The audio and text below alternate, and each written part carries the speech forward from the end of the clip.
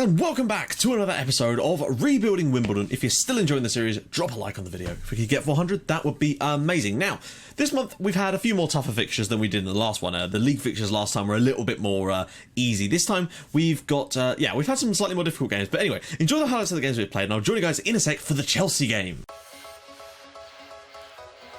Manquillo out wide. Can he find one of his trademark crosses? Whips it in. Peter's header, and it is 1-0 to Wimbledon inside the first 2 minutes. Alexander Peter with the goal, and we have the lead against Bournemouth as well now. Zissa with a great ball out wide for Manquillo. We need that second goal just to kill this game off, really. Ball in. Salvi. He'll try. Manquillo will have a crack. Salvi. Baltam's in there, and it is 2-0 to Wimbledon now. Imran Baltam's third goal of the season, making him now our top scorer. We're 2-0 up, finally. Savitsa. Origi's through, and oh my goodness. That's a bit of a piss take, really. I don't know how this game is 2-1, really. We've been... Well, there you go. It's FM, isn't it? Well, there you go, 2-1. I don't know how that was 2-1, but we did get the win, and that's the most important thing. It's just ridiculous that we didn't manage to score more, but there you go. Berahino steps up and scores the penalty. Crystal Palace 1, Wimbledon 0 in the Carling Cup, the Capital One Cup. Achibara over the top for Everton. Oh, lots of space inside, though, for Masek. Can he find the part? Oh, goes for Everton. Lovely ball. Oh, that is a great goal. Palace 1, Wimbledon 1. Fabio's third of the season. That is a lovely worked move. And we're back level in the Capital One Cup. Back out wide for Islo. Good cross is needed now. Maybe an early one. Ball across. Fabio in there. Everton on the rebound, and it is 2-1 to Wimbledon here at Selhurst Park. We flipped it on them, and deservedly so. Great little comeback. They play nicely. Oh, into the channel for Isler. He's in behind. Can he get the shot away? He does. Brilliant play. Palace 1, Wimbledon 3. Phillip Isler. Great little ball over the top from Peter. Another assist for him. Neves. Peter again with the ball at his feet. Can he go around his man? He's through. Oh, that is glorious play. This is more like it from Alexander Peter. This is what I want to see from him. Off the bench, a goal and an assist today. 4-1 Wimbledon. Well, there we go. Palace 1, Wimbledon 4. It's fair to say the rotated team has flipped it on them quite considerably. And there you go. Arsenal 0, Wimbledon 0. There was only one highlight in the entire match, and that was a header being flashed over the bar miles over. There you go. Arsenal 0, Wimbledon 0. Kasama. Oh, wow. Fowler's in. And it is 1-0. These bloody free kick goals, and Gent have the lead against us here. We've had some really good chances, which we've not taken, and now we trail against Gent. Comes back for Salvi, and it's in the back of the net. Gent 1, Wimbledon 1. Salvi with the equaliser for his third of the season. But we really do need to kick on in this second half and get the win now. Well, there we go. Gent 1, Wimbledon 1. Disappointing. Peter had a really good chance, which he failed to take, and that free kick goal really did cost us. Right, guys, we are back, and we're going to do a question of the day. Today's question of the day is this. It's a slightly odd one, but I decided to put it in anyway. If Wimbledon were ever promoted to the Premier League, would you become a fan of the team? No, I wouldn't. Why would anyone? Like, not because it's Wimbledon, but because why would you change your allegiance just because a team has been promoted to the Premier League?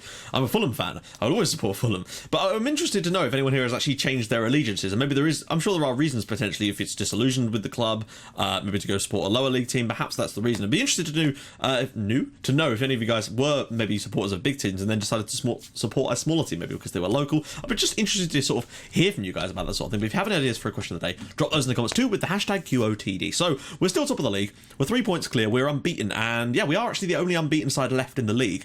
It's a tough league we're in, but we got that point away at Arsenal. It was the most boring game ever. Like, the highlights section for it on my little clip is 1 minute 22 seconds. That's how long the game took to play. I was analysing things, and most of that's just me analysing things. The game just went half time. 83 minutes, there was a chance, ball whipped in by Arsenal, headed over the bar, and that was it. Literally the entire game. But we're still unbeaten, and we've only conceded once in the league, and that was to Bournemouth, and that was really a poor result for us in a way, despite winning, because we really should have done a lot better. But there you go. Peter's still up there with his rating, which is nice to see. 5 clean sheets, but so have Oblak and De Gea. So we're certainly having a fight on our hands for that one this year. We're going to do our best to try and get the most clean sheets again. So yeah, let's take a little look at the squad. Top goal scorer at the moment is Baltam, Everton, Salvi, and Peter and Fabio, all with 3 each. So no one's really stood out yet to really take that, but it's great to have the goals spread around in such a drastic manner. Isla has 2 as well, and of course Bagala has got that one in the Charity Shield Fund. So Fabio has 3 assists as well, so he really is linking up the play brilliantly in there. Peter's got 3 assists and 2 goals though. I'm seeing more from him now, and Everton's had a glorious season so far with 3 goals and 2 assists. He's actually done better than Salvi, who's got 3 goals and 1 assist, which is still bloody great. Last few matches though, it's been about Baltam. Diallo we can ignore him. Masek's still doing well there, but Baltam has been the king yet again. 3 goals in 3 starts. What a player he is. He's picked up a slight knock here, though, which is a pain, which means he will miss today's game against Chelsea, which is annoying, but it's just one of those things. He was out for 3 weeks with, what was it? Gash? No, I can't even remember. Strained something or other? Sprained wrist, maybe, I think it was. Yeah, we'll go with that. So things are looking good for us so far. Like, okay, I was a bit disappointed in the draw away at Gent. We had some chances. Peter missed one where the ball was over the top. The keeper missed it, and he was him one-on-one with an open goal, and he hit the post, which was a real shame. But, you know, maybe he picked up a knock just before that, and I wonder if that was genuinely part of the reason why. Against Palace, though, he was superb. Came off the bench, got an assist and a goal. So all is well on that front. Chelsea, though, it's going to be tough. But Chelsea have not had the best start of the season. They find themselves down in 14th. We're 8 points clear of them already, and potentially could go 11 clear with a win. So we're going to... No, we're not. No. Hell to the no. I'm not risking Baltam today. In fact, I'm not going to risk him at all today, because he doesn't need the match fitness. I'd rather just keep him out and put in Kenneth there, and we're going to get Colin Murphy off and bring in Iseki. I'm liking Iseki. He's done some good things so far for me. Decent ratings. Well, he had a good game, yeah. No, he definitely had a good game. He got an assist for a Baltam goal. That's all I've really seen from him. But again, Cabrera with a 7.38 is much more in line with what I like to see. Zissa, again, I'm going to replace with Ballesta for this one, but just because I think he's having a better season, and that's important for me to get the players that are playing well, particularly in these games, to play well. Salvi, still having a good season, as you can see. I just need that little bit more out of him, which is ideal. Kenneth, when he has played, has not exactly lit things up yet. But again, we're giving the lad time. So let's just turn all this stuff back on again. I would love a win against Chelsea at home, but what we're going to do is we're not going to be silly about this. We're going to do what we did against Arsenal, which is set up differently against the bigger sides, because the fact is we can't do what we do against the smaller sides against them. We have to be a little bit more reactive, so we're going to sit slightly deeper. We're going to go to a lower tempo. We're going to turn off that, push that up like that, and that should do it. But that just seems to be the way it works against sides like Chelsea. Our best results against these sort of teams have come when we've played like this and not let them get in behind us. Something else that happened. Chelsea, over the first 2 games of the season, they got 4 red cards, 3 of which were in one game. They played against Arsenal, and I think they lost 1-0. But Sula, Pavon and Eden Hazard were all sent off. But that wasn't the weird thing. Oh, God, not Masek. Please tell me I've got Achabar. Oh, we don't. Oh, he's playing it right back. Right, I'm going to push Achabar in there. Going to push Hachabar in there, and we'll put... who's playing slightly better? Let's give Manquillo a run out today. But yeah, they got 3 players sent off in the space of a minute. It said 84, 84, 85. I don't know what the hell happened in that game, but something big. I don't want a big injury for Masek. That could be a season killer. He is a ratings machine. Rarely a game goes by where he doesn't score at least an 8. I think he's averaging a 7.92, which obviously indicates that he does get games where he doesn't get an 8, but he still gets very, very good ratings overall. Salvi's free kick ball whipped in. Cabrera, what a save, and Peter, and what a block. Cabrera nearly had his first ever goal for Wimbledon, and Peter nearly in on the rebound. We're starting off okay here. Isla to the edge of the box for Salvi now. Goes for Fabio. Couldn't quite get a touch to it though, and Achabar will bring it away. But this is better. We've had a chance so far. Isla. Okay, Phillip. You just carry on doing... You just do you, babe. You just do you. Okay, let's see. Chelsea have had nothing so far. Ooh. The crosses have been very deep.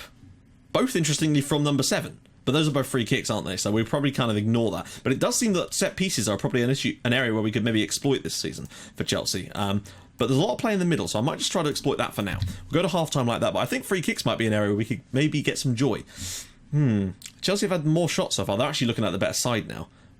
Very much so, in fact. Perhaps going through the middle was an absolutely disastrous idea against a system that does have that 3-man midfield in this area, so maybe that's a poor one. We'll get to half-time, we'll switch things up again and go for it in the second half. Again, a draw wouldn't be the worst result. Just trying to stay unbeaten against these sides to really... Well, just trying to stay unbeaten in general. You know, even if we do have to get some boring draws against them and maybe try and sneak wins where we can, I think that's the best way of us going about defending our title, because we're consistent against the smaller sides. We just need to make sure that we're good against the big sides again. Probably still looking over to this right-hand side. So maybe that's the area that we're going to direct the play instead. I might push the tempo a little bit, just to try and get us to create a bit more, because we're not really doing that much at the moment. We've not really created many chances ourselves, so maybe push that ball around a little bit faster. But at the end of the day, I would take a 0-0 against Chelsea here any day of the week. I know it's at home and it's your chance to win, but Chelsea are struggling this season so far. Isla right down, ball back across. Ooh. And we've beaten Chelsea once already this season, remember? So we've got it within our... You know, it's in our remit so far. Cabrera, who I'm really enjoying him so far. Peter, we'll slip it through. Fabio's in, he turns, and he scores. Peter with the assist, Fabio with the goal, 4th of the season, and he's back to being the top scorer, but that is a huge goal for the season because it would push us, temporarily anyway, 6 points clear, but most importantly, it would send us 11 points above Chelsea, which is just mental. They've actually started the season similar to how they started the real life season in the Premier League this season. It's very, very strange. Fulham and Ipswich look absolutely done. But lovely work from Peter again. Great little vision to knock this around the corner, and that's what I want to see from him. He's getting goals, he's getting assists. I want to see 15 goals and maybe even 15 assists from Peter this year, but I would settle for 10 assists and 20 goals. Isler's not had the best game so far, which is a shame and a worry for me because potentially that could be a problem. What with the fact that Baltam's not on the bench. Right, let's see where we go from here. But Leicester hasn't had the best game either. But we've turned things on a little bit in this second half so far. I'm actually quite impressed with this. Gomez drops it inside for Isler. Go and get across to earn that rating back. Gomez, ball in. Cleared away. Comes back for Isler. Just drop it short. There we go. Ball in again. Fabio. Oh, Manquillo, just bring it down. Just be calm about this. We could probably turn the tempo down a little bit soon. But we'll keep it up this for now. Oh, Salvi does well. Ball in. And it's come to... Oh, I don't know who that went to, but it's a good chance. And we've probably created the better opportunities. Chelsea have had 5 long shots in this game. And we've got something to hang on to now. Let's not bottle it like we did in the FA Cup final. And let's make sure that we get ourselves the win here. Isler, come on. Pull it back. Just drop it back for Gomez. Gomez can really do with the rest. And I think I might drop him for the next game. Isler. Uh-oh. Oh, well, I mean, that could have been a breakaway for Chelsea, really. But Oscar just didn't do his job properly. Ball away again, right. Penalty? Ooh, I don't know about that. Inigo Martinez with the penalty decision given against him. We've created some clear-cut chances so far, and that's what I would say. Our chance creation has been better than Chelsea's, and if Fabio makes this too, we really are in a good position to win because we're already set up to defend. Go on, Big Fab. Grab another one.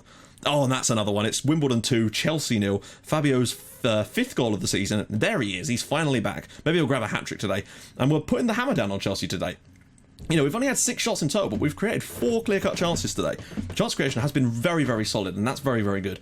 Best goal difference in the league as well, although I sense that City will probably smash 9 past whoever they play next and win it.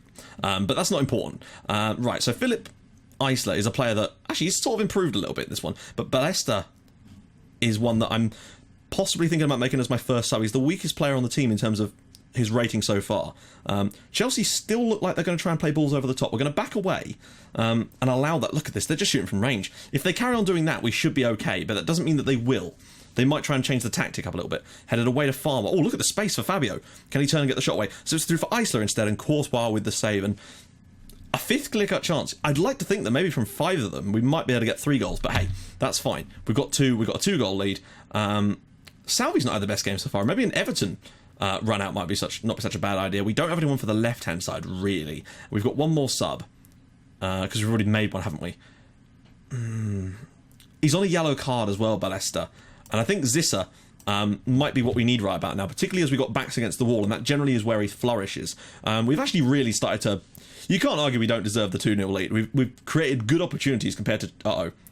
Azpilicueta's long throws are nightmarish, but that's better. Archibald does really well to keep that. And Isler is having the whole... He's got 9... It's like the Mighty Ducks going behind him. They're doing the flying V, and Isler couldn't quite catch him. Sorry, Isler couldn't quite get the goal. Go on, a 3rd goal would be outrageous against a team like Chelsea. Fabio, look at the space in the box. He's in, you know. He fancies it. Blocked. All over the place, the ball. Everton, can he spin it back inside? Isler finds Fabio, blocks, Zissa, blocks, and it's somehow not over the line. It is in the end from Zissa. Wimbledon finally, with their 7th clear-cut chance of the game, make it Wimbledon 3, Chelsea 0. You have to feel like the title is going to be ours again this year, which is great, but we need to concentrate on the Champions League. This was an absolute goalmouth scramble of epic proportions. Great save initially there, bouncing around all over the place, but eventually Zissa off the bench, I'll take that as a good substitution, makes it Wimbledon 3, Chelsea 0, and this is a bit more like it, folks. I think setting up with this sort of approach against the bigger size is definitely the way to go. And look at that, 9 of their shots have come from range because we're just sitting there and saying, go on then, have a crack. But not only that, Peter's got an 8.5 in today's game. He's really getting good ratings in games where he doesn't really do a lot. He's got an assist, obviously. But look at that, 8.7. Towards the end of games particularly, I find that his rating seems to jump up massively. And I wonder if that's because he's putting pressure on the defensive line towards the end and winning tackles and stuff, because it feels like it. Watch Pavon shoot from range. Yeah, that's Chelsea's game plan tonight, basically, was just thump them from distance, it would seem. But an 8.8 for Alexander Peter today. Fabio will win man of the match, and deservedly so, but frankly, the entire team deserves a man of the match award. To create that many good opportunities against Chelsea is superb. Let's get the clean sheet as well. So we would have only conceded 1 goal in our first 7 matches. Go on, Phillip.